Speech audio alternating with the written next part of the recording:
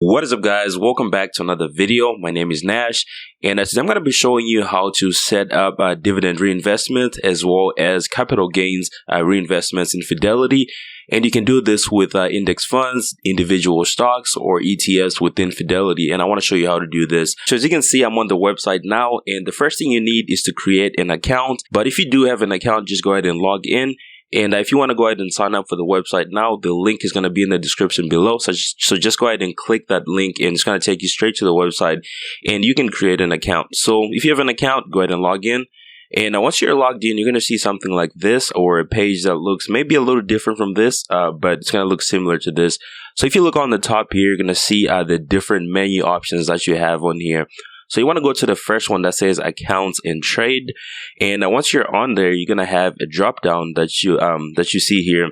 So you want to go to where it says let's see here. You want to go to account features here, right? So click on that. All right, so once you get here, you want to click on the second option here, which is brokerage and trading. So click on that. This is going to open up all these different menus. So go ahead and click the first one that says dividends and capital gains. So now you're going to be able to see the securities that you own in your account. These are going to be on the left side of my screen. And you also have the category for dividends and for capital gains. So I do have two accounts within Fidelity. One is my Roth IRA, and the other one is just an individual account where I have a bunch of index funds, ETFs, and individual stocks. So you're going to have these action buttons for every stock or index fund that you have within your Fidelity accounts. So for example, we're going to go to the first one here, which is going to be the ARC ETF.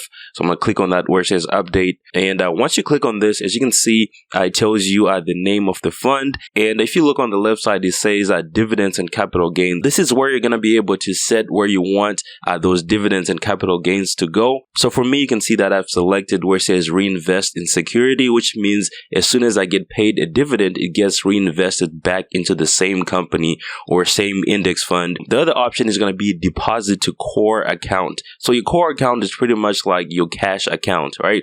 So if your money is not being reinvested, or if you just have money laying around in your account, it's going to be in what's called your core account.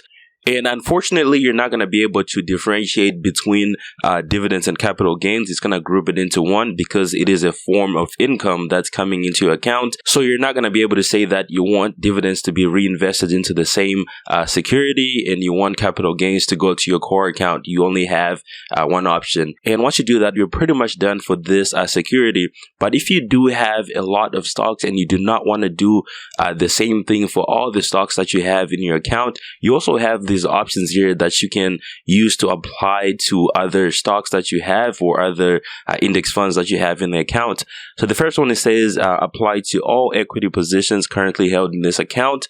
So if you select this is going to apply the same settings to all the securities you have in the account, whether it's a stock or an ETF or an index fund. This is going to save you so much time if you do not want to have to do it individually. And the second one is going to be future equity purchases, transfers, and deposits to this account. So this one is kind of like the opposite. It's for future, equity purchases and transfers and deposits. All right, so that is pretty much it when it comes to reinvesting your dividends and capital gains in Fidelity. So once you're done, you're just going to go ahead and click where it says update, and it is not going to let me update because I've not changed anything. As you can see, it has this little error message on top, but that is how you would be able to do that. So that is pretty much it for this video. Thank you so much for watching. Let me know if you have any questions below, but I'll see you guys on the next one. Peace.